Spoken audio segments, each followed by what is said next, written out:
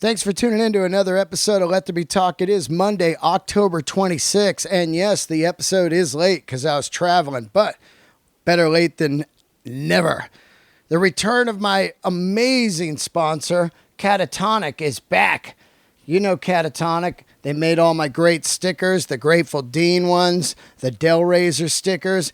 If you're a comedian, a business, a rock band, whatever, man, you need some stickers, you need some stuff custom made, hit them up.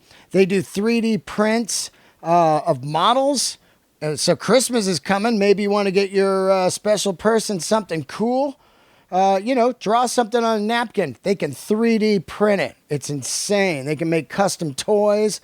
Like I said, they can do cards. They can do stickers. They can do video animation. These guys are your one-stop shop. I love them. They've been doing my stickers for a year. They're a great sponsor. Hit them up at catatonic.com. catatonic.com. Get on there, man. They design shirts, any kind of custom artwork you need. Maybe you got a skateboard you want to get custom graphics on, or whatever you got. T-shirts. Like I said, you got a business, small business, comedian, rock and roller. Whatever you need, Catatonic can do it. And they've been doing it for me for over a year. They're awesome. If you know my stickers, you've seen them. That's who did them. Hit them up. Catatonic.com. Perfect for Christmas time, too.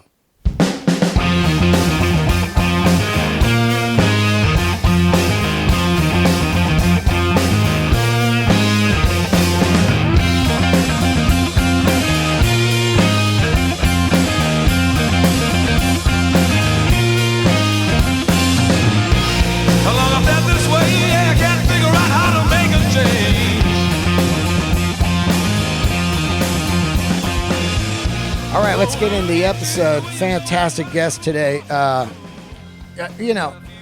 first found out about this band, the Sheepdogs, about, 3 years ago or something. And you guys probably remember them. They won a contest to be on the cover of Rolling Stone. And immediately I was like, who are these guys? They looked cool, but it seemed kind of funky. Win a contest to be on the cover, and then I hear the music, and right away I fall in love with it. Today is the lead singer, lead guitar, songwriter, Ewan Currie on today. He's from Saskatchewan, as so is the band, Canada. He sits down, we talk about what it's like right now. You know, you're on the cover of Rolling Stone, you think, oh, big time, they've made it. They signed a record deal with Atlantic. It's going to be huge. Let's find out what's going on with them. And we do, right here on this podcast. He sits down with me backstage at the Comedy Store right before his gig at the Roxy about 3 weeks ago. And what a great guy, man. And I love the new record. It just came out. You got to get that. They have an amazing single called Downtown. You hear it once, and it's stuck in your head, which is the key with all his songs, man. I mean, a lot of them are they just grab you. They're hits. Awesome band, out there doing it, grinding it in a van, playing rock every night. You know how fucking hard that is? It is so hard. 5-6 dudes in a van. I see it over and over, these guys, like Black Pussy a few weeks ago. Just real deal bands out there doing it. You know, they know it's not the same as the old days, but they do it anyway. They choose to do it because they love it. They love rock and roll like we do. And they get out there and they lay it down every night. So if you see them coming to your town, get off your ass and go see them. That's what helps the band. Nobody's buying records. Go see these bands live. They come to your town, get out there. So sit back and listen to this episode. I really like the Sheepdogs. We had a great conversation, hung out all night. I went and saw them live. They smoked it. They got B3 in the band now, which I absolutely love. I'm a sucker for every time. And he's got some great stories. I'm just back from Arizona, which was great. Thank you, AZ Stand Up Live. What a fantastic room. All the employees there rock. The Room Rocks, the manager kills. Went next door after, sang some karaoke. They got a bar there, Copper Blues, next door to the comedy club. It's old school. It's like 70s. They got a live band just playing rock covers. Like, I remember when I was younger, I used to hate cover bands, and now I worship them. Like, oh, God, please let there be a band playing rock and not some guy just spinning like Beyonce in the corner. It's funny how things change. Love it. Live band playing there 7 nights a week right behind the bar. They got live karaoke. I sat in, did a little Sweet Child of Mine, and then some Roadhouse Blues. It was fun as shit. Oh, what a weekend in Arizona. It was wild. Garth Brooks was playing. Sheryl Crow was playing. Madonna. The State Fair was in town. There was a rockabilly car show. All in the same fucking, like, 1 mile radius. How much shit you need in one town, man? But it was still great crowds. Fantastic. And I met a lot of cool new people, and it was so good. So if you're new and you're listening to me here from Arizona, your first time, I'll be back headlining the Laugh Factory November 19th through the 22nd, and Spicer's coming with me.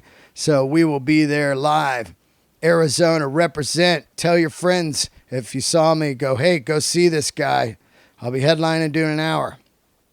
Also, speaking of Laugh Factory, Vegas, I'm going to be in Las Vegas November 30th through December 6th, headlining the Las Vegas Laugh Factory, and that's always fun. And then December 28, 29, I return home to San Francisco, headlining the Punchline 2 nights, and bringing Kevin Christie with me, one of my favorite people on earth, also known as the Angel. We call him the Angel now. Found me after the motorcycle crash. And New Year's Eve. God, this is going to be great. San Jose Improv with Eric Griffin, Mr. Montez from Workaholics. We're coming New Year's Eve. We'll be there December 31st through January 3rd. Do not miss those shows. Thank everyone for tuning in. I'm still trying to get to 500 reviews on iTunes. I'm at 300, I believe, and 91. Let's see where we're at right now. I believe it's 391. I want to get to 500. It takes about a minute to do this. You just say, kick-ass show, candles lit, whatever. And then, boom, I'm at 391. It should be easy to get to 500. So let's do this. That's how we get the podcast in the top 50. I love all you guys. Keep rocking. This is the last week, by the way, you can pre-order the Grateful Dean shirt. Email me at deandelray@yahoo.com. deandelray@yahoo.com. Pre-order your Grateful Dean shirt. This is the last week. We're almost full on the pre-order, which is awesome. What a great response. Started out slow, and now it's kicking ass. Make excellent gifts, my friend. Email me this week, and we'll get that going. Other than that, I hope everybody's great. Candles lit. Here we go. Little Sheepdogs. All right, here we are on another episode of Let There Be Talk. Got a great guest today. Introduce yourself. My name is Ewan Currie, and I'm... from the Sheepdogs. From the Sheepdogs. What's happening? Man, great to have you on. I've been pumping your band for probably 2 years. Cheers, brother. Thank you. Yeah, love... it's funny because if people think about it, I didn't put it together that you were the band that won the Rolling Stone cover. That's right, yeah.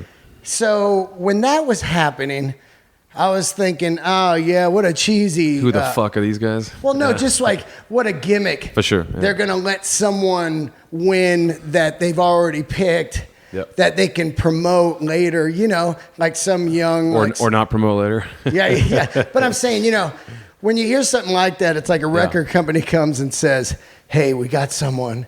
Let's act like you found him, and then we'll just pump the shit out of it. Exactly. Know? No, right. I fully expected people to be skeptical, yeah. Let's talk a little bit about that. Sure. Because if you think about, who was it, BTO or the cover of the Rolling Stone? Who did that, Three Dog Night? Dr. Hook. Dr. Hook. The cover of the Rolling Stone. Yeah. You guys fucking, I mean, when I played music, my dream was to be on Rolling Stone. Yep. And two, tour the world, in like a bus. Yeah. Those are the two things that really your goals are. For sure. So you get on Rolling Stone. Now let's talk about the contest. It was a few years ago, Yeah, it was like 2011. So 2011. 4 years ago now. Yeah. Wow, long time. Yeah, man.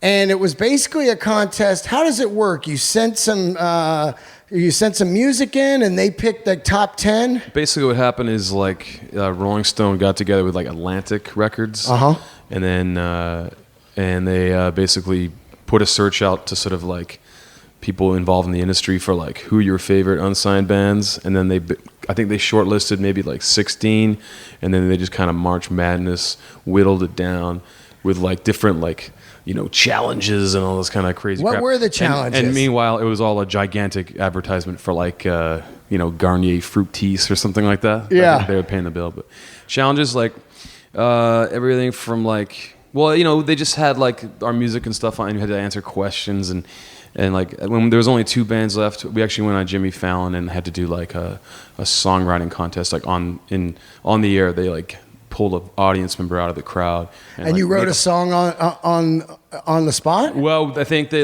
asked her a few questions, and we went away for like 10 minutes and came back and had to play a song. Wow. Yeah, so that was pretty cool. Now you win. I see you guys on the cover. And you guys look great. Immediately, I'm into it. Long hairs, yeah. Well, I also grew up on Black Crowes, For sure. Neil Young, Mother Hips, all kinds of stuff. So when I see the look, I immediately have to investigate. Yeah, man. I remember specifically, I was in Sacramento doing comedy with Ian Edwards, and I fired it up on iTunes, the EP. Yeah, man. And Who Are You? Comes on, and I was like, wow, this fucking band is great. And I fell in love with it. And then I YouTubed, and you played like this concert in like this small church thing. Like, what was that? Like the dog?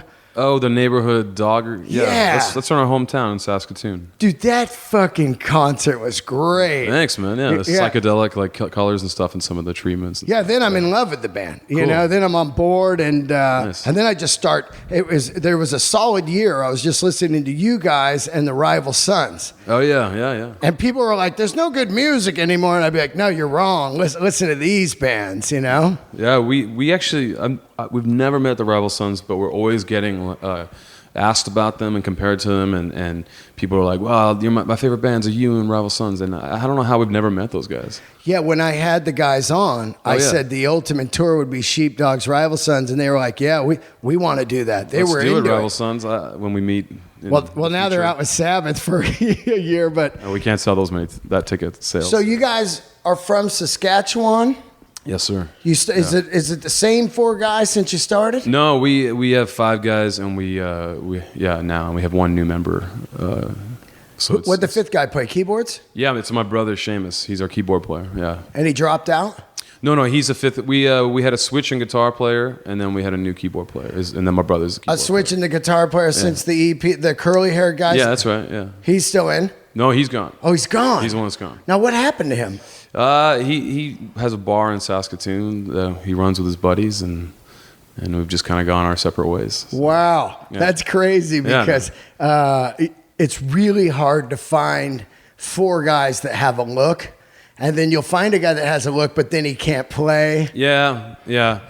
Well, I mean, I think that the whole. You know what I'm saying? When you have a look in a band, like you guys have a look. Yeah. But I cut my hair too, so people are like. That right. kind of went out the window anyway. So it doesn't matter about that. I'm just saying, like, it's a vibe. You know, like Black Crowes, you couldn't just throw a dude in from the street that didn't have the vibe. Oh, it's like the guy from the Stones. Who was the Mick Taylor? The piano player. Oh, Mickey Hopkins. Yeah, it was the guy that was original. Ian Stewart. Isn't Ian it? Stewart. That's Ian it. Yeah, Stewart. yeah. He was like basically the manager was like.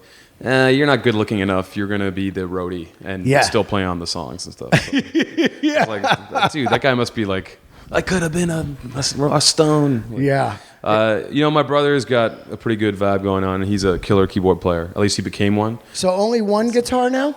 2 guitars. Oh, 2 guitars. Yeah. So somebody replaced. Yeah, we got a new dog. So. And what style is he? The new guy. I'll see him tonight. Yeah, his name's Rusty. He's from Winnipeg. Right. He's a longtime musician and a good pal of mine for a long time. So.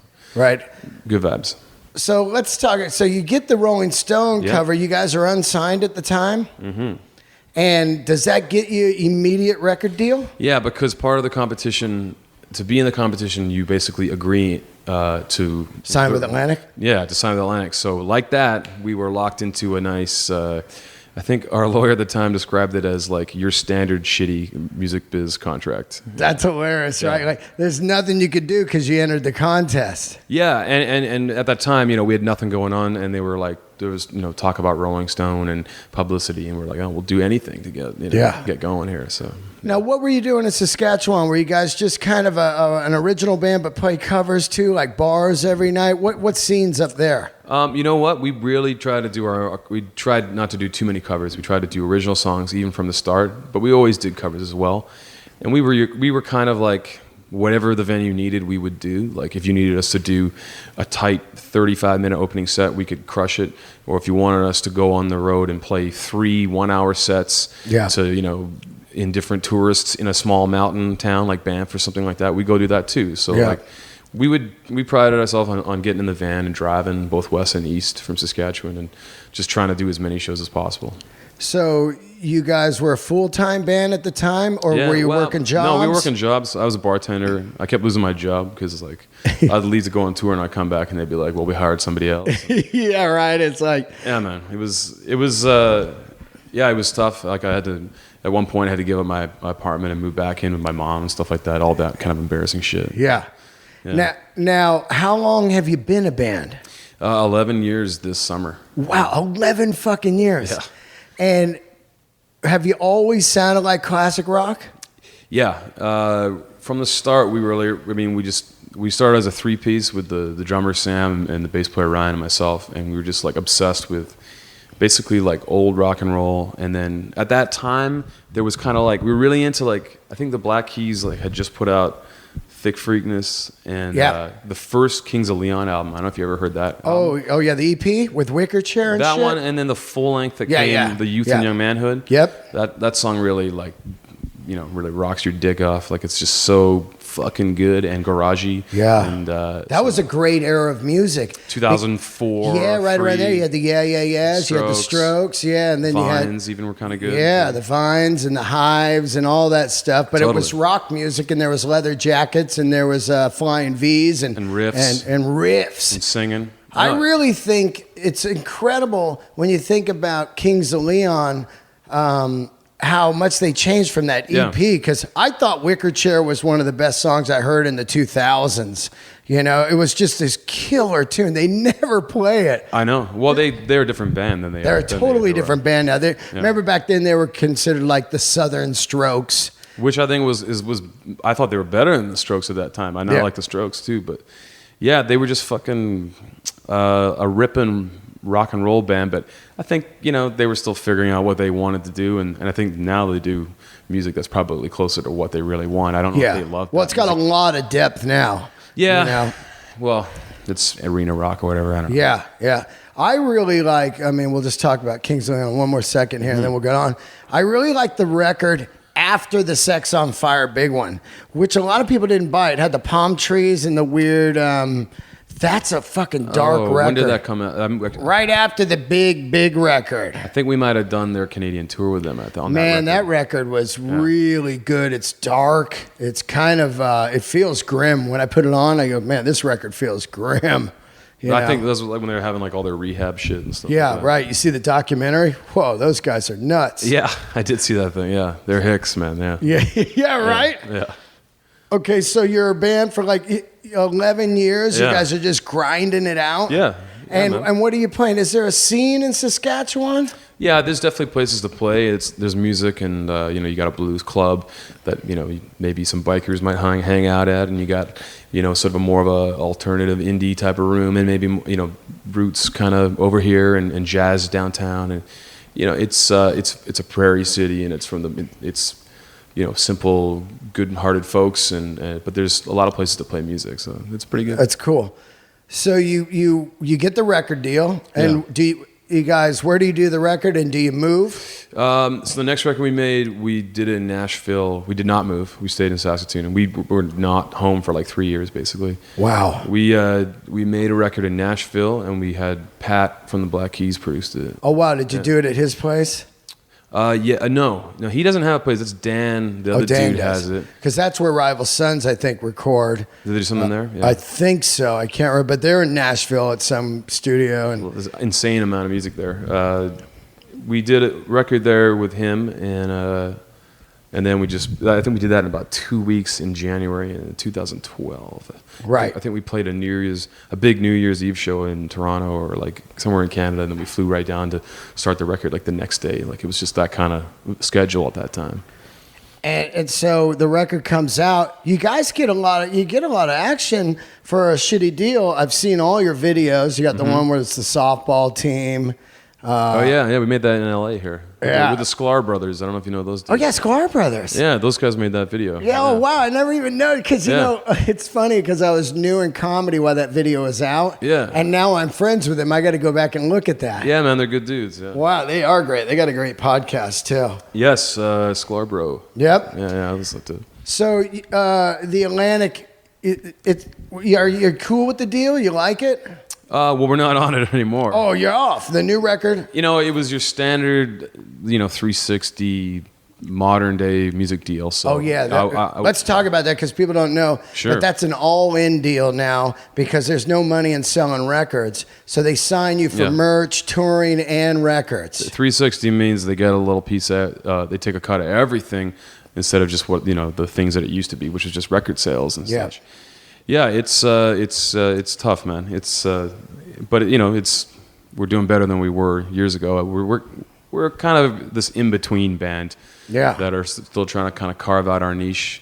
I think because we came to so many people's attention down here in the States in this really kind of, like, as you said, it's like a really inorganic way. Like it was like, what the fuck is this American Idol shit doing on Rolling Stone? Like, so people, I think, initially might have been a bit sort of like... That's how I felt. Well, people don't tell me what to listen to. Like, just let me listen to it and decide. It's true. Like when U2 just shot that Everyone record. hated that. Yeah. That iTunes thing. Exactly. So basically, we've since been just trying to do our thing to build it up naturally and just do it more, I guess, grassroots, and just that's what we're doing right now. We got a big van that we're all piling around in. We're just trying to kick ass everywhere we go, and we're having a blast, man.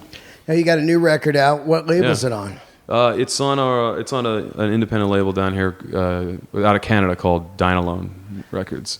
So you get dropped from Atlantic, which is usually the cancer, the curse. No, we asked to be dropped. Oh, that's great, because I also think bands now that can be dropped, that are real bands, can keep working.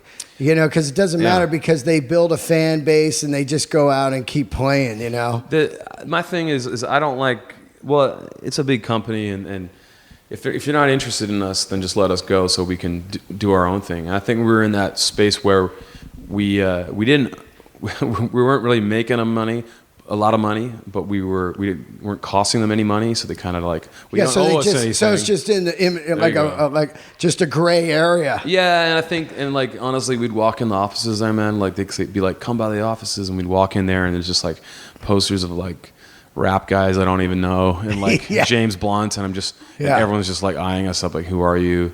And like we're waiting at security for 45 minutes to get let in, and I don't think anyone gives a shit about rock and roll up there anymore. And it's fucking ridiculous, because it's crazy, right? It's Atlantic fucking Records. It's fucking Ray They got Charles, AC/DC, back in the day. Zeppelin, the Stones, Crosby, Stills and Nash. Like what the? but that rock doesn't sell like pop music and stuff. Yeah, it's really insane to think about how much I love rock.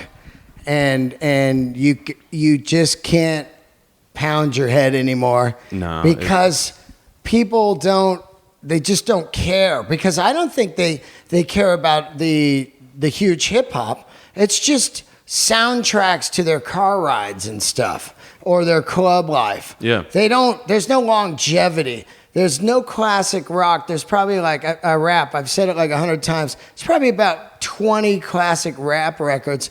And anything else you buy, if you try to turn it in at Amoeba like a year later, they're like, no, we don't want that. Yeah. Because it's all disposable. Yeah. There's nothing that people grab onto and go, man, like you and I, we go Neil Young on the beach, man. Oh, yeah. You know, I'll fucking listen to that the rest of my life. You're not going to listen to, you know, something that came out last year in the hip-hop genre or pop genre. You just don't even remember it. Yeah, rock is like a niche thing now. I'm thinking of it like in the food world, like everyone's talking about like taking it back to like simplicity, and in old school shit reigns supreme now. Like you go to these restaurants and they're doing things like they did back in the 50s, and it's farm to table, and it's like real, like all that shit. Like I think music has kind of room to do that too, where it's like people just kind of making records the way they used to, and it's the thing that bugs me is you listen to these artists and it's like there's no connection. Like it's all like a product and an assembly line of like someone wrote it and somebody else played it and someone else produced it and someone else mixed it and somebody else marketed it. Like whatever happened to like, you know, Graham Nash like had a life experience and he wrote a fucking song about it. Yeah. And then he sang it and his friends played it with him, and then he went out on tour and like played it with, you know, David Crosby and shit. Like, well, no one gives a fuck about that. They don't care who wrote it or anything. It's crazy to me, you know? Yeah. Here's a perfect example, you know? You could go to a show with, like, let's say some people that don't really care about music, and you'll be like, well, they're not even singing. And then the people go like, oh, I don't care. And I always say, like people say, tracks, well, I say, well, what if you bought a car? And I said it was a Ferrari, but really underneath it was a VW. Would you care? And they go, oh, fuck yeah. And I go, well, this is the same thing, man. You just paid money to get in. Yeah, if you worked in sports and they weren't really playing, you'd be pissed. Right? Yeah, right? Like, it was just fake, you know? Yeah. It's unbelievable how people don't give a fuck, you know? They're just there. Yeah, well, and the thing, we're just talking generally and on a mass scale, but like, you know, we've encountered this all over the world. There's all these people that love rock and roll and they like really love it, and they will go out of their way driving hours to come see a rock band like maybe us or Rival Sons or Radio Moscow, who's on tour with us right now, or like people.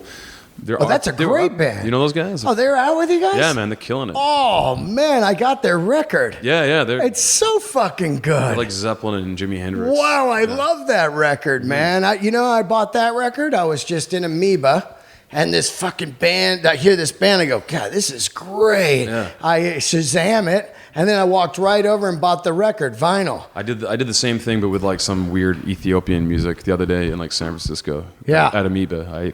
They got good taste, the cats that work there. It's crazy, man. Wow. So, what gets you? How old are you? 31. 31. Yeah. What gets you? What's the band that gets you going as a kid? Because most people on my show, it's Kiss, but we're all old dudes, you know? Right. Well, mine's not going to be any more recent, probably. Right. You're a kid. You're at home. Yeah. Are you playing sports and shit, and then you get into rock? What is it? Big sport. I played university football in Canada. Oh, you went to college? Yeah. Wow. Always a big musical family, and I always listened to. My dad would play Stevie Wonder, and then he'd play like Frank Sinatra, and then he'd play the Bee Gees, and then he'd play Creedence Clearwater Revival. So that's like a pretty wide range. But like, I think hearing John Fogerty sing, and then his guitar playing, and I think going back to what I said before, like my parents would explain to me that this is like, you know, a dude that's like writing a song, singing a song, playing the song, like he's playing the guitar as well. Like I really respected that it was like this one guy creating all this stuff, and he's the baddest motherfucker ever too. So Fogerty is he is unbelievable. I saw the first time he played the Creedence songs again. Yeah. It was at the Fillmore. He hadn't played them in, San Francisco, 25, 30 years. I don't know how long it was. And I guess he marries a woman, and she says, you got to bury that anger. Go out and play those songs. People want to hear them. I never forgot it.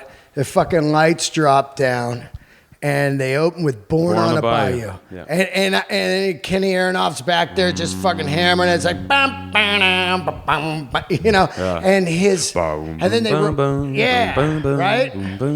Except and his voice, down, on the big doll, you know, and and it was exact. I don't want to ruin my voice before I sing to that. Yeah, but he's rolling with some backdoor beat. You know, he's just like killing. Chase. Yeah, I got one bone to pick with Kenny Aronoff. He's a super nice dude, and obviously he's a whiz, but like. He fancies up those drum beats, man. Yeah, I don't like. I'm not a fan of Aronoff. Groove, in the band. baby, just groove. Yeah, I saw him play with Steve Miller too, and it did the same thing. Like, don't turn rock into me into a Guitar Center instructional video, man. I love Kenny as a person too, and great stuff. guy. Yeah, killer great drummer, guy. obviously. Yeah, but there is key guys when you're playing with like AC/DC. When Chris Slade's in the band now, it's totally you gotta different play those fucking drum beats on AC/DC because you gotta play that. That's such a specific groove. Yeah, yeah. I've been trying to run. I hate exercising, and I've been trying to run, and I listen to it's a long way to the top if you want to rock and roll. That's like the ultimate fucking running song, man. Bam, bam, bam, bam. Yeah, it gets you out. But you know what I figured out about AC/DC because I've been trying to study them because they're so brilliantly like simple and like so great, and they distilled rock to like the purest like cocaine form. Yep. It's uncut. Did you ever listen? Yeah, it is uncut. Yeah, and then you step on it and you get like some like sheepdogs or whatever. No, not sheepdogs. You ever listen to Slade? Yeah, hell yeah. Yeah, and Slade were like AC/DC before AC/DC. They had like the same kind of like five guys singing in unison, like shout-along choruses. Well, that's who Quiet Riot covered. Come on, hear the noise. Yep, yeah, exactly. And like that song, "Take Me Back Home." So won't you take me back home? Yeah, it's fucking awesome, man. That song is yeah. Also, some early Nazareth. Yeah, we played with Nazareth a bunch of times, even like way back in the day. But that singer could kill it, you know? Yeah. He, I don't know how the hell he sang like that. His name is Dan McCafferty. Yeah, he is incredible. I've met these guys a bazillion times, but I was working at a bar in Saskatoon, and they were staying at this hotel that the bar was attached to, so they'd come in there every day. They're old, like, Scottish booze hounds, and the guy took a real liking to me, and he's like, you're a good boy, man. You're a good boy. What's your name, man? I was like, oh, my name's Ewan Currie. He's like, Ewan Currie? That's a great fucking name, man. just the name made to be said by a Scotsman. Those guys are awesome, man. They're God, cool. man, that Hair of the Dog record. Son of a bitch. Right? Now you're messing with her. It's just like... Yeah, that's Brian Johnson all the way right yeah, there. Yeah, totally. These singers, man, I get into this like early shit where these guys were just so fucking good, like Free. Yeah. Oh, we backed up Paul Rogers one time. Wow, you did? Yeah, man. Whoa, what'd you guys play? Any Fire and Water shit? We played, okay, so here's the thing. Paul Rogers is in... Where was this at? He's in Toronto. He was in town getting some kind of thing at some local Toronto award show or something. He lives in Canada. His wife is a Canadian. And somehow we get to talk to him like about, we'll back you up at this thing. We know how to play some Free songs because we used to cover it in our set. Wow. So he comes to this, we're rehearsing at this horrible little like set up rehearsal space in Toronto. It's just a real dump. And you go down the little hallway and there's like bad punk bands and metal bands playing their, like a classic rehearsal. Yeah, Weekend Warriors. Hall, it's just a... that shit, yeah, it's all muffled. In there. Yeah. Weekend Warrior like guys playing. Yep.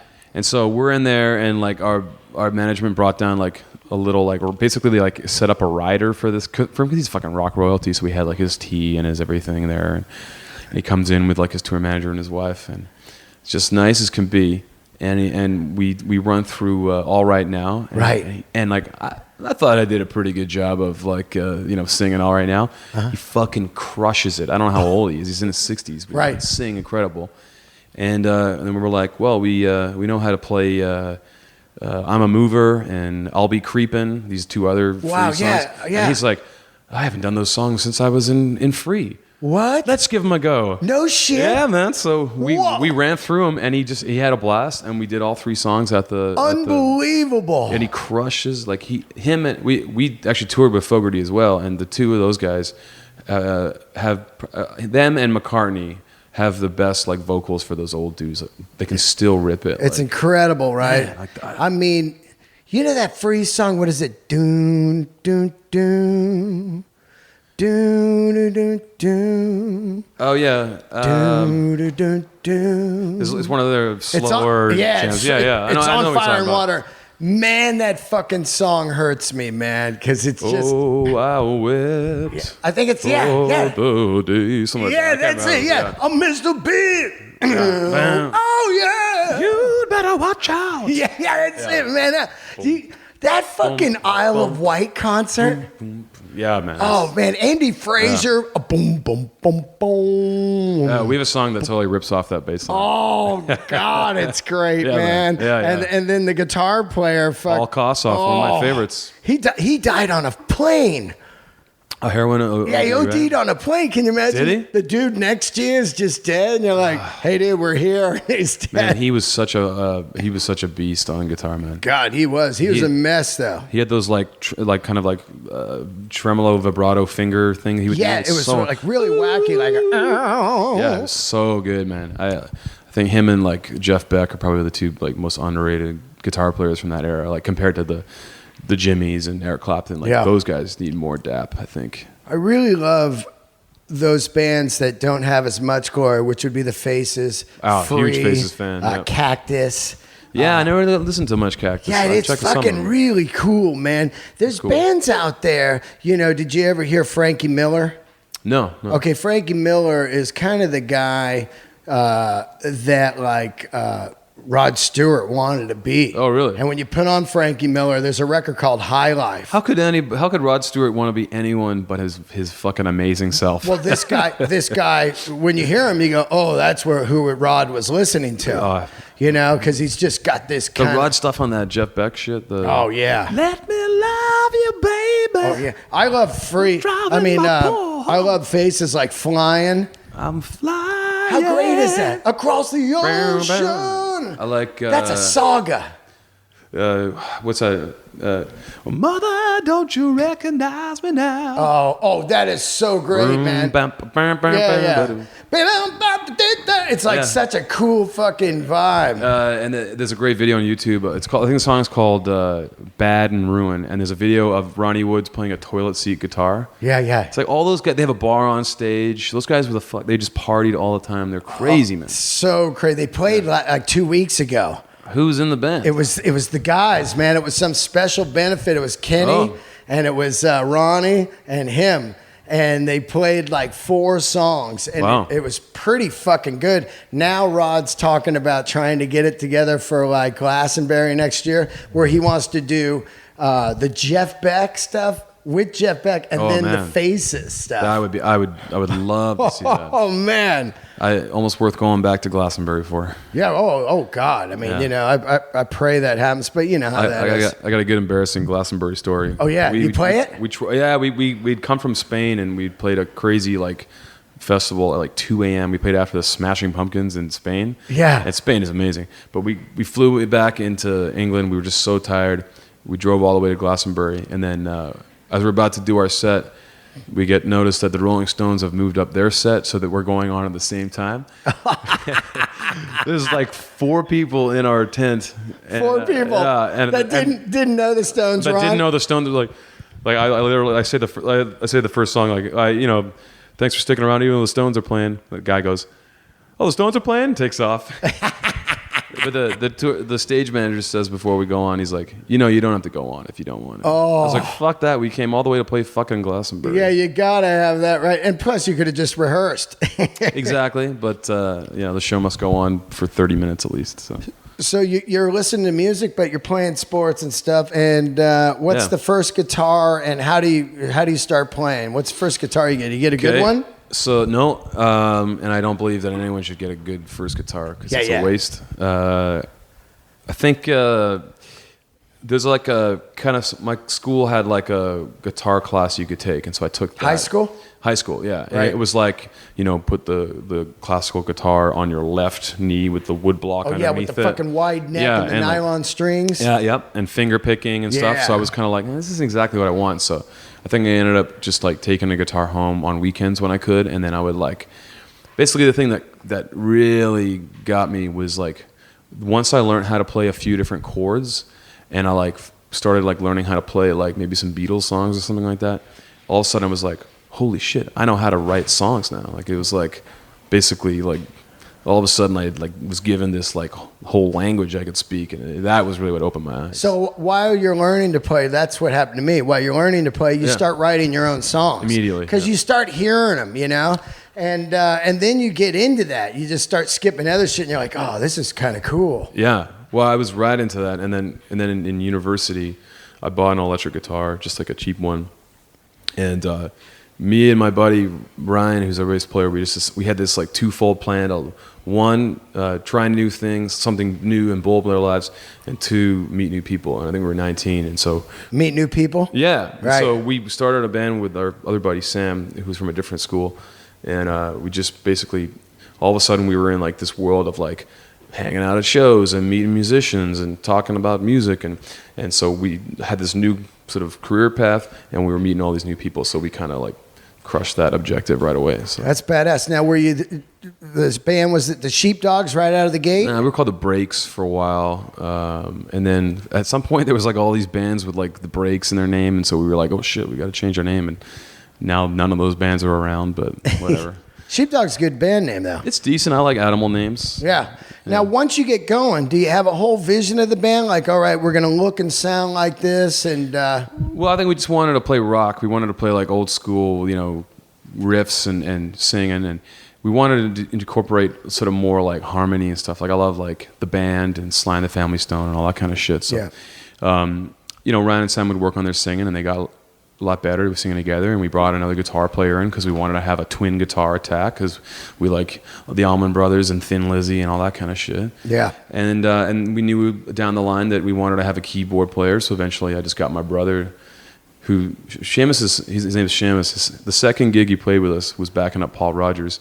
Man! And the third gig he played with us was Coachella, so he basically was just like, all right, here you go, little bro. See what you got. Oh, man. Hey, those are the guys that have no idea what it takes. Right? I know. You know what I mean? He's sick of hearing that, though. Like, we're like, you don't know, brother, man. You know. Yeah. But so we're getting closer and closer. And right now, the way we're playing, we've got 5 guys that can sing. We've got 2 guitars, both can solo. We got a keyboardist that can solo. We're really tight. We've got our transitions and stuff down, and we're kind of doing what I wanted to do, and it fucking feels great. Now, you write the songs? I do, yeah. They're fucking great, man. Thanks, brother. I know what it takes to write songs, and I know what it takes to write catchy songs. It's hard. It doesn't fucking just happen.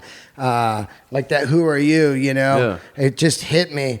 And this new one, Downtown, is a fucking killer song. Because I remember the first song came out on the new record. What was it? Well, I think Downtown was the first. There was another one that some like a website had or something. Oh fuck, I don't know. And I was like, oh, this is okay. And then Downtown about 2 weeks ago, I see the video and was it like a real chill, laid back song? Yeah. Yeah, maybe Same Old Feeling or something like that. Yeah, and I was just kind of like, oh, that's pretty good. But then I hear Downtown, and I was like, wow, what a great, that is Sheepdogs to me, you know? It just grabbed me, it's stuck in my head, I'm riding down the road, I'm hearing like, Downtown, have that sound, you know? Sweet. Yeah. It's great, man. Well, I think the thing we always love is like a band that can rock with riffs, but then also has melody and sweetness and harmony too.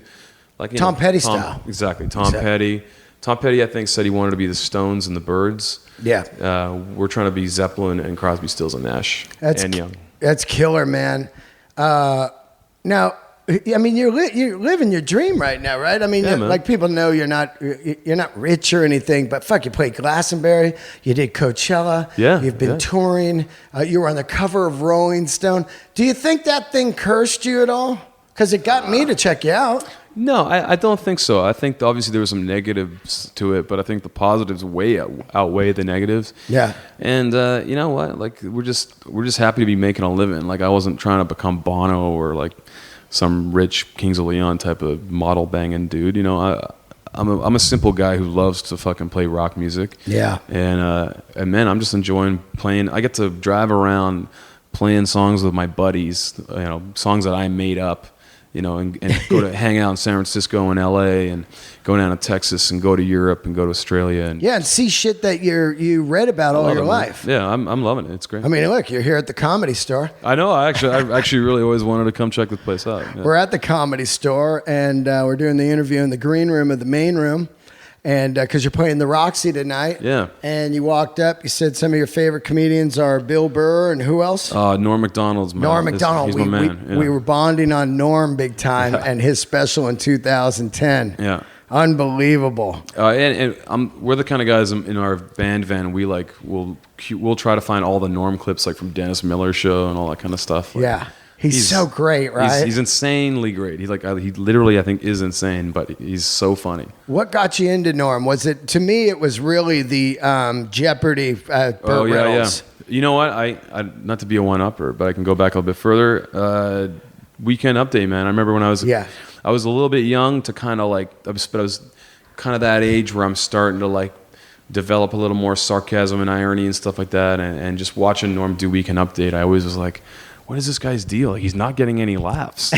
Yeah, right. I thought he was funny, and then that movie Dirty Work was just so funny. I don't care watch that movie, but Artie Lang. Artie Lang is hilarious too. I like those guys. Yeah. Now, when you guys are cruising around in the van, do you listen to podcasts and comedy? Yes, we definitely do. Me especially, actually. It's funny because I always wish I heard more podcasts where musicians and comedians talked, because they're very similar, yet with key differences. The lifestyle, the travel. When I hear all the comedians talk about travel and everything, I always think, I know what that's like. Yeah. And it's just, there's definitely a lot of similarities. Bad audiences, good audiences. Oh, for sure. Yeah, man. Yeah. I was jealous of the camaraderie, though, the comedians have, because you're solo, so you're kind of forced to socialize with your brothers that you're doing shows with, and there's much more of a bonding. Whereas bands, you have your own little gangs, and sometimes you don't venture out as much. Well, I think it's different because with bands, you're in your van, you get out, you got a sound check, then you got to shower, get ready, maybe warm up, then you do the gig. I don't even shower. I'm whatever it is, right now. And then another band's, they're doing it right behind you. There's not a lot of times hey, what's up, Yes. Or with comedy, there's no sound checks or anything, so you got a lot of downtime. Chilling. And there's usually tonight there's 8 people on the show, and we're all going to be here, and also I think we bond over the lunacy of what we do. Of course. Which is what bands can do too if they're on tour. I toured with the Wallflowers, and the bonding was incredible. But that's when it's a 2-band tour, and maybe you're sharing a bus or something. You really you can really relate with other guys in the band, and it works because maybe you need to get away from your guys for a little while. It's kind of cool, Yeah. Well, I always get jealous when I hear about comedians, talking about like Bill Burr's bitching on his podcast recently about having to drive 3.5 hours with Paul Verzi to some, next Texas town. I was like, motherfucker, we got 8 hours from this town to here, and then we're loading gear out, and then we're sound checking, waiting around, and it's way more logistics, and and angry sound men. I think. Oh man, monitor guys. Yeah. That you want to punch out. They're like, kick. I said kick. Oh, that's dude. good. Wait, I didn't hear it. That's fine. Move. Tom. I know. Tom. You're like, wait, I don't hear it. Tom. Give me the bass. This is my room. Yeah, and you're just like, wow, these fucking sound guys or monitor guys across America, most of them have been in there all their lives. They absolutely fucking hate their jobs. Yes. And they're just the biggest dicks.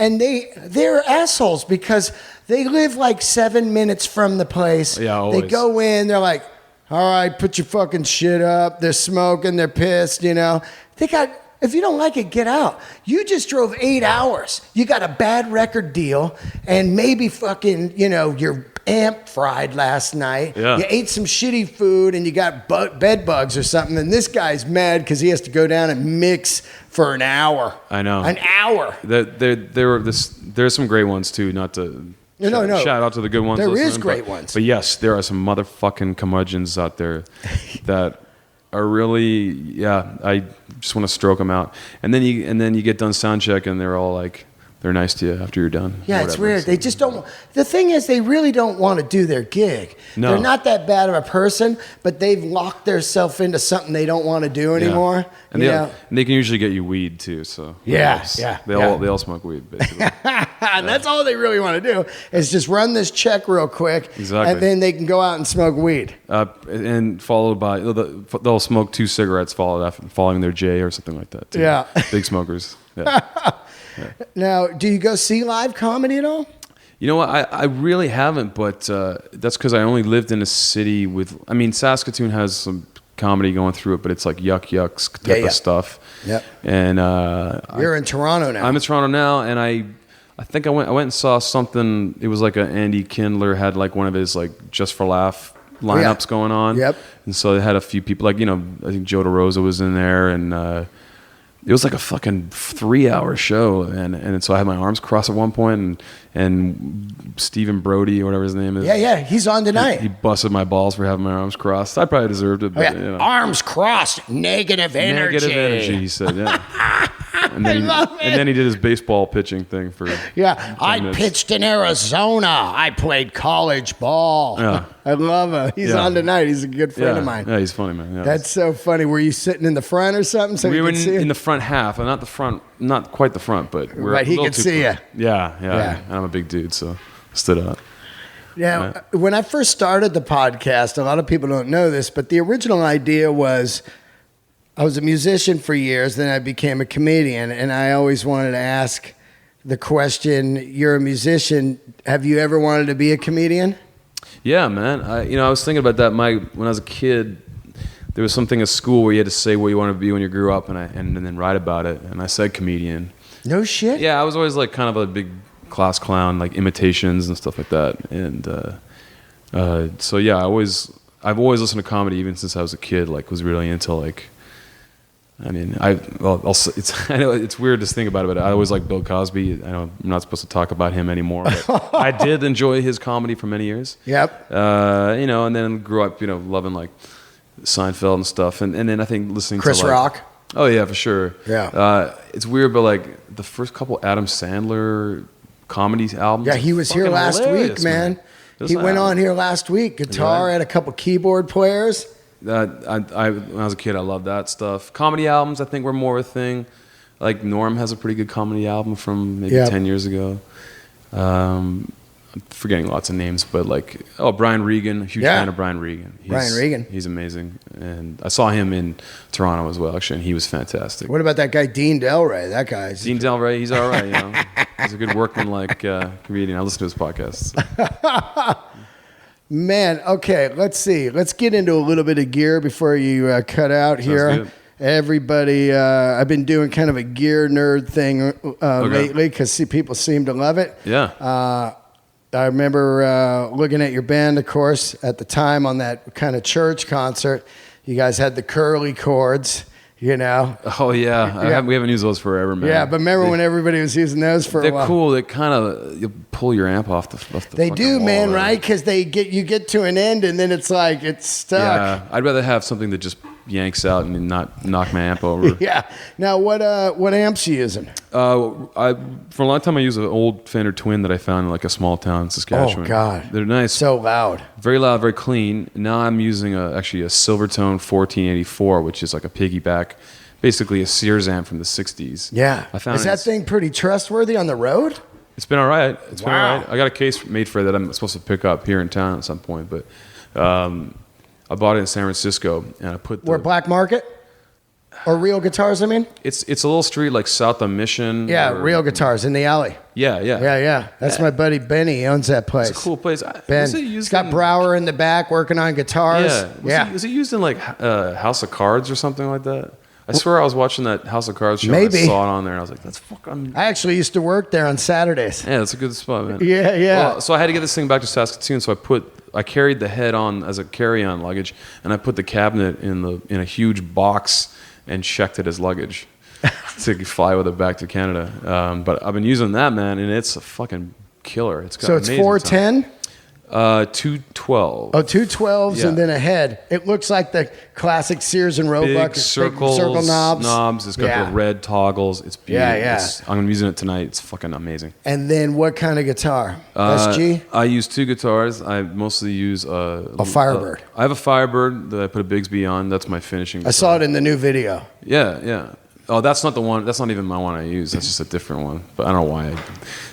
But my Firebird is a red Firebird with it's a studio model from like the 2000s. It's just one I bought. It's got mini humbuckers or regular? No, it's got full humbuckers. Oh, good. And not just any full I don't know what they are, but it overdrives like a beast. It's awesome. Yeah, I hate those mini humbuckers. They're like ice picks to the ear. Yeah. And then I use a Les Paul Custom 73 that I got in Vancouver. Oh, wow. And that's what I start the show with. And it's awesome. It's got the best. It's got a real fast neck, and it's just for me. I like guitars that stay in tune and are comfortable to play. Yeah. And then if they look cool, that's a definite bonus. But I like them to stay in tune, man. Oh fuck! That's all that matters. Yeah. I can't stand seeing a band and the dude's tuning every set. It's like, dude, it's 2015. Get rid of that fucking thing or get it set up. I know. You either got some shit going on in your nut or the fucking tuners are slipping or whatever, but fix it. It takes fucking 20 minutes. I know. And I got a Bigsby on my Firebird, and that thing is, notorious for sending guitars out of tune. But we got it set up pretty good. So yeah. And then what about the rest of the guys? Just classic rock gear. What's interesting? I think Ryan uses Trainer amps, which is that's an old amp Canadian too? brand. Yeah. Yeah, he's got a sponsorship from them. And they still in business? Yeah, man, they're out of Canada, out of Ontario. So. Wow. And then he plays P basses and sometimes uses a Rick. Yeah. He had a Rick, I think. He's probably seen that in videos. Yeah. Those are cool. I think the P bass is the best is the best bass. P bass? Yeah, you look at any like soul music or rock music, and there's always a P bass in there. Yeah, absolutely. Jazz bass is great too. Yeah, it is. It's kind of it intimidates me. It's a little unruly. I don't know what the fuck I'm doing when I'm playing. And I think what's Sam play? He's got like a Ludwig kit or something. I'm not sure. Yeah. I just pay attention to my own shit. So yeah. I just ask him because I love gear. Yeah, man. Such a gearhead. I love 59 Les Paul flame tops. They're my favorite thing. Oh, dude, check out my guitar tonight, man. It's fucking. I'll play both of them, but they're definitely old school all the way, like brown. I don't know, it's tobacco sunburst or whatever the fuck it's called, but it's. How long you guys been out right now? We've been away about 2 weeks. We were back for about 4 days, and we did 2 weeks before that, and just. Where do you go after the Roxy? I think we're playing San Diego, and then we're just kind of working our way all around the country and getting up to the East Coast, and then back up to Canada. So. Oh, that's cool. So like a full winter tour. Yeah, man, all the way till November, and then we're overseas a couple times. And, wow, that's cool. Is it good for you guys overseas? Yeah, man, Europe is pretty good, especially certain places like Spain and. Europe loves rock. I mean, the Rival Sons just pounded it for 4 solid summers. And then just became fucking kings over there. Let's tour their Rival Sons, bros. Yeah, right? Yeah, man, I know, because many of the fans over there are like, oh, Rival Sons, yeah, we went to France. We'd never, ever been there, and I think we sold like 1,000 records before we went there or something like that. Wow. Something crazy, like with no radio play and stuff. So that's killer. Yeah. I think also, like, you know how like foreign movies come over here and we're just like, oh, this is so amazing because we can't like really tell what's being said and shit like that. Yeah. I think somehow like our rock and roll, like I'm lumping Canadian, we're Canadian, but lumping us in with American. Like just to them, it's just like a little more mysterious because it's from over here. Like it just has this like cachet. Well, it's got that no matter what year it is, it still has that mystique, you know? Like from Creedence all the way to now, they're like, they're a classic 4-piece band with fucking SGs. Long-haired strangers. Yeah. They play the songs with soul and fire. Yet... Speaking of Free, if you watch some of those videos of Free, like I'll Be Creeping and stuff, they're playing in like, and there's Zeppelin videos like this too. They're playing on like Swedish TV. Yeah. And the crowd of people these kids are just like, meh. They're just sitting on the ground. They're fucking destroying, and they're just like, meh. Like that Dazed and Confused and shit on there. Whatever. No need. You know what though, man? I talk to a lot of people over there, and they say stuff like, we don't want to disrespect the band. Like they're engaging with it like, oh. Well, I heard the Japanese do that where they do nothing Yeah. And then when the song's done, they applaud very enthusiastically and then stop. I heard that, but then when I was there with the Stones, they were fucking in the '06. Stones, They were ballistic, you know, Tokyo Dome. It's like, Yeah, I'd love to go I thought there. it was going to be like Cheap Trick Budokan, like, bravo, bravo. Oh, you know? yeah, tidy clapping. Yeah. Golf clap. Fucking crazy, Japan. man. Well, shit, I'm so happy to finally meet you. Yeah, cheers, man. And I absolutely love the band. I Thanks, mean, brother. I really like the songs. And it's so funny. I've never seen you guys. How many times you guys play LA? Once? No, at least twice. We played Echoplex and the Troubadour, and I think we did some little like bullshit Grammy party thing. I mean, I must have been on the road because I go see all the bands I love. You know. Yeah, I don't know, man. We probably should do more U.S. stuff than we have. It's just there's been a lot of shit going on, and but we're really happy to be getting back down here. And I think love you it. guys can pound it for a while and we need to. really get it. I mean, that downtown, is it getting some airplay? Yeah, up in Canada, but I don't know, man. Like, it just seems like, fuck it. Don't get me started on radio programmers. Yeah, I know. It's garbage, right? But I think that with the podcast world, there's ways to break bands now. Well, I think word of mouth is more important now. Like, you look at it, like, even like something like Joe Rogan has like so many Twitter followers. He's the kind of guy that, like, when he talks about something that he's interested in, all of a sudden people are checking it out. Like exactly, like that's what you're doing. You're building up your Twitter. Yeah, I'm not on the scale of Rogan, but I did Rogan, and then everybody comes and finds my podcast. Exactly. But I mean, there was a time where all I did was talk about Sheepdogs and Rival Sons, and I tell you what. Every couple days, a guy would tweet at me, "Hey, thanks for the tip on this band. They're fucking great." Well, fucking right. Thank you. And as bigger as I'm getting, I retweet that stuff again because people from 2 years ago weren't on board. Yeah. Now I've got all these new people from doing Rogan and Joey Diaz a lot, and they're realizing that how much I love music, and then they check it out. And I check out stuff people send to me, you know? Yeah, and absolutely. I think with the podcasting, you can fucking break bands. You know, if you're talking about a band, break them in a way like old school of tape trading and stuff. Yeah. You know, like, hey man, take my word for it. Check this fucking band out. Like today I tweeted twice, hey, go see them at the Roxy and listen to the song. I put the video up. Perfect. And you know, I really believe that I actually get off on it. Like if people hit me and say, I love this band, I feel good. Because I'm like, oh, good. Because I need people to find you so you guys keep playing. I need people to find us so we keep playing too. I know, that's what I'm saying. You know what I mean? No, I do. And like I literally say to people after the show, like, you know, because I go and shake hands and say hello. And I'm like, people say they love it. I'm like, thank you. Bring friends, show our album to people. I like, you know, burn them a copy, whatever, you know, tell them to legally down. Like, I don't care any about, I mean, obviously I want people to pay for our shit, but like, just get it out there, get it in people's ears. Let's, you know, that's what we're all about. I believe it. One last question. Did you ever get into the Mother Hips? Because I really felt, to me, you guys were like, they reminded me early on when I discovered the Mother Hips. That's, what's his name? Bloom. Tim Bloom, yeah. Yeah, I met him and his wife, Nikki Yeah, Bloom. Nikki, yeah. I really like them. They're really cool, and I love her voice. I'll tell you what, you would love the Mother Hips. I gotta check them. I was up in San Francisco, and I was hearing about them too. So. Oh yeah. I love San Francisco, man. That's the best place. It's a great city, but you would never be able to live there because you can't afford it. Well, maybe if I get a job in the tech industry, I'll look for an apartment. If you worked at Apple. Yeah, you give up rock and roll. I think someone from Apple Music's coming tonight, so maybe I'll ask them about a position. Well, check out Mother Hips. I will. Shootout and Part Timer Goes Full. Both were on American Records. Hell yeah! And you don't sound like them, but what I mean was same spirit. Yeah, and it really hit me like when I early on. I mean, I'm like really good friends with the Mother Hips. I've known them 25 years, but early on when I first saw the Hips, I was like, oh, this fucking band is incredible. And it really made me think, like, I don't think I'm on the same level, you know, made you question what you're doing? Yeah. Oh, yeah. So when I saw you guys, especially that church barn concert or whatever, I was like, these guys are fucking great. Oh, cool, man. Well, thanks for coming on, man. Thanks, and brother. I wish you all the luck, and I can't wait to see you tonight.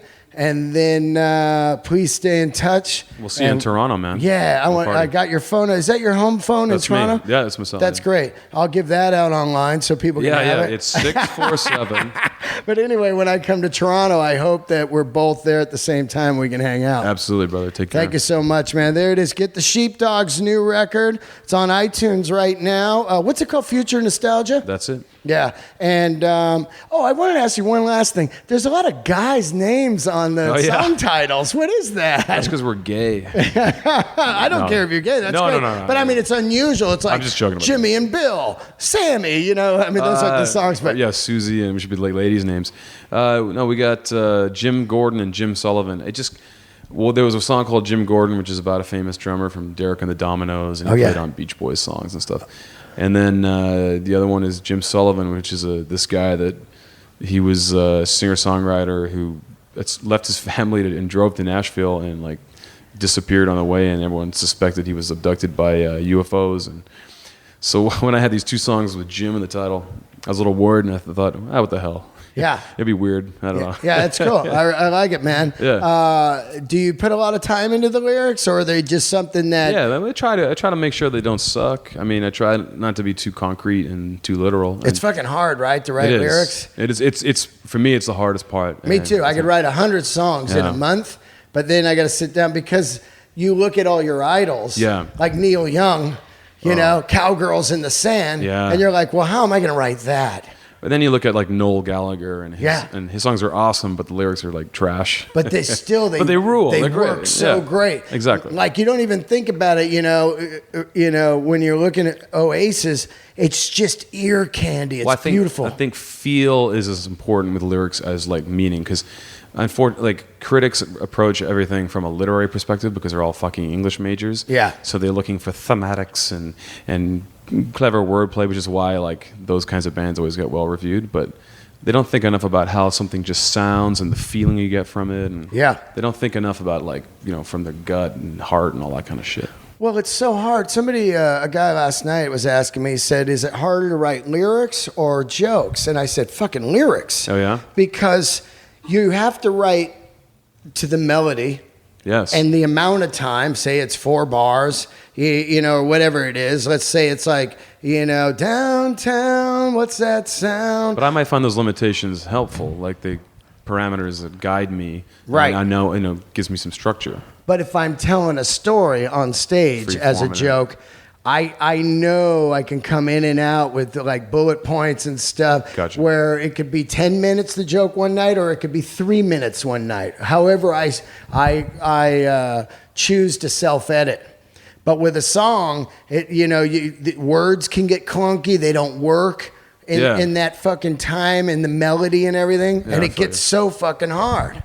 Yeah. Or to me, a lot of times the choruses would just come right when I'm writing the song, and I'd be like, well, what does this mean? And I'd be stuck with the chorus, but because it would just come out. And it was magic, but it also cursed me because I got to write verses around this. You're like, hungry eyes. What the hell do I do with this? Yeah, right. And then you can't dump it because it came so natural. Yeah, fucking the raspberries, man. Eric Carmen. Yeah. Well, thank you, man. It was great to have you. And I could talk to you all night. I can't wait to see you. There you go, man. All right, guys. See you later. Thanks for tuning in. Another episode of Let There Be Talk.